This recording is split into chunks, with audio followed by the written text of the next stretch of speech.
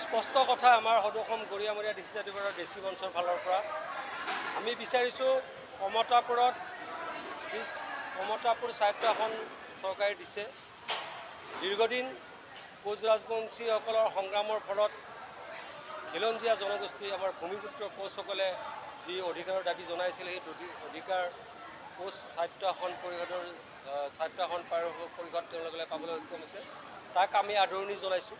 কিন্তু লগতে এইটো কথা আমাৰ কথা স্পষ্ট জনাব বিচাৰিছোঁ যে কোচ ৰাজবংশীসকলৰ যিটো স্বায়ত্ব শাসন পৰিষদ হ'ব তাত দেশীসকলৰ বিশেষকৈ দেশীসকলৰ যাতে ৰাজনৈতিক অধিকাৰ, ভূমিৰ অধিকাৰ, অৰ্থনৈতিক অধিকাৰ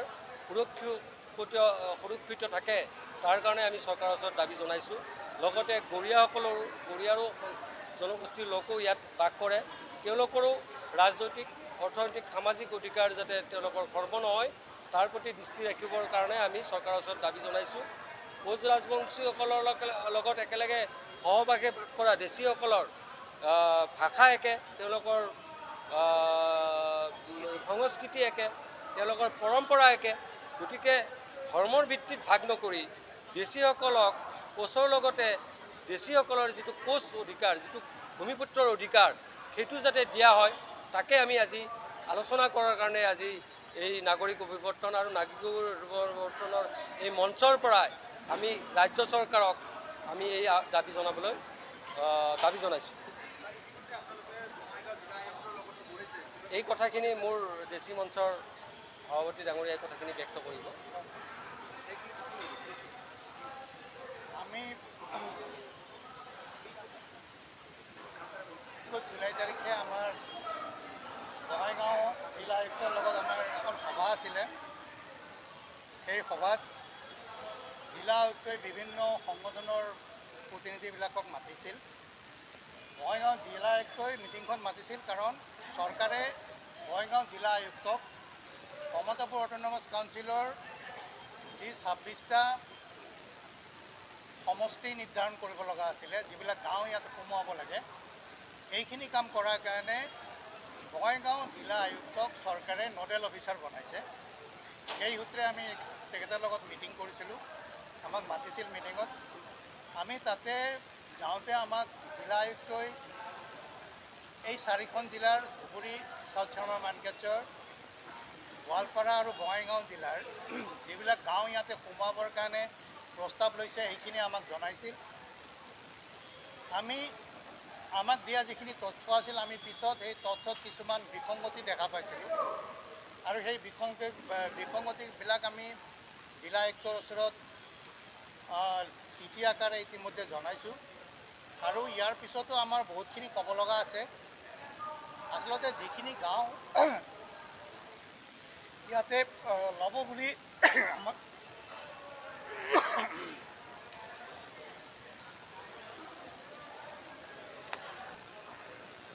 এইখিনি গাঁও যদি লয় তেতিয়াহ'লে আমি দেখিছোঁ এক বৃহৎ সংখ্যক দেশী মানুহ এই কমতাপুৰ অট'নমাছ কাউন্সিলত সোমাই যাব।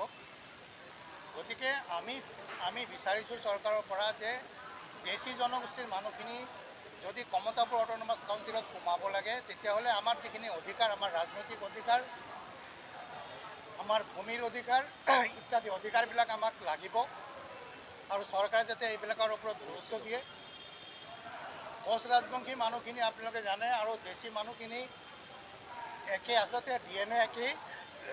গতিকে আমাৰ মানুহখিনিক এই অট'নমাছ কাউন্সিলত যিহেতু ইয়াক কমতাপুৰ অট'নমাছ কাউন্সিল বুলি নাম দিয়া হৈছে, গতিকে কমতাপুৰ অট'নমাছ কাউন্সিল বা কমতাপুৰত যিহেতু আমি দেশীয়সকল অৰিজিনেল বাসিন্দা, ইয়াৰে আমি ভূমিপুত্ৰ, গতিকে আমাকো ইয়াতে আমাৰ প্ৰাপ্যখিনি দিব লাগিব। আৰু যদি আমাক এই অট'নমাছ কাউন্সিলত অধিকাৰ দিয়া নহয় তেতিয়াহ'লে আমি এই অট'নমাছ কাউন্সিলত সোমাবৰ কাৰণে হয়তো অস্বীকাৰ কৰিম, তেতিয়াহ'লে আমি বেলেগ পন্থা হাতত ল'ব লাগিব। গতিকে আমি আশা ৰাখিছোঁ গভৰ্ণমেণ্টে এইখিনি কথা চিন্তা কৰিব আৰু আমাৰ দেশী মানুহখিনিক ইয়াতে প্ৰাপ্য অধিকাৰ দিব।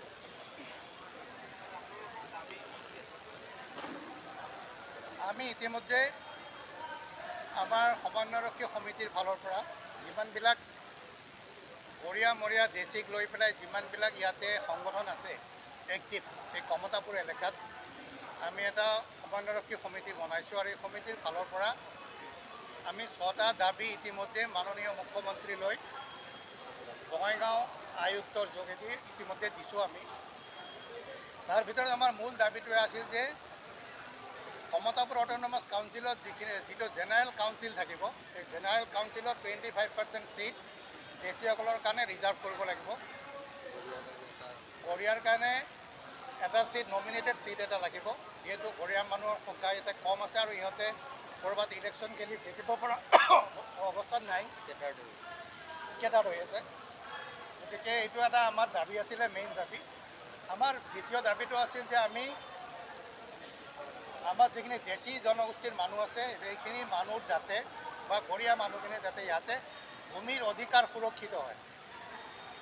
কাৰণ কমতাপুৰ অট'নমাছ কাউন্সিল এক্ট 2020ত যিটো ছেকশ্যন 21 আছে তাতে আমাৰ ইমুভেবল প্ৰপাৰ্টিখিনি আমাৰ লেণ্ডখিনিও আচলতে কমতাপুৰ অট'নমাছ কাউন্সিলৰ ভিতৰত সোমাই যাব পাৰে বা সিহঁতৰ কথা মতেই চলিব, এনেকুৱা ধৰণৰ ক্লজ এটা আছে। আমি সেইকাৰণে দাবী কৰিছোঁ আমাৰ দেশী বা গৰীয়া যিখিনি মানুহ আছে এই কমতাপুৰত আমাৰ মানুহখিনিৰ ভূমিৰ অধিকাৰ যাতে কোনো কাৰণতে খৰ্ব নহয়, আমি যাতে ভূমিৰ অধিকাৰ পাওঁ। আৰু ইয়াৰ লগতে মই এটা কথা চৰকাৰক জনাব খুজিছোঁ বা আমি দাবী জনাব খুজিছোঁ, চৰকাৰে ইতিমধ্যে কেইদিনমান আগৰ পৰা কৈ থকা আমি শুনিছোঁ যে মাটি বিক্ৰী কৰিবৰ কাৰণে বিশেষ জনগোষ্ঠীৰ মানুহে মাটি বিশেষ জনগোষ্ঠীক বিক্ৰী কৰিবৰ কাৰণে পাৰ্মিশ্যন ল'ব লাগিব, CMৰ পৰা পাৰ্মিশ্যন ল'ব লাগিব। আমি চৰকাৰক এইটো দাবী জনাব খুজিছোঁ যে আমাৰ দেশী বা গৰীয়া মানুহখিনি যিহেতু খিলঞ্জীয়া বুলি ইতিমধ্যে চৰকাৰে ডিক্লেয়াৰ কৰিছে আৰু আমি ইয়াৰ ভূমিপুত্ৰ,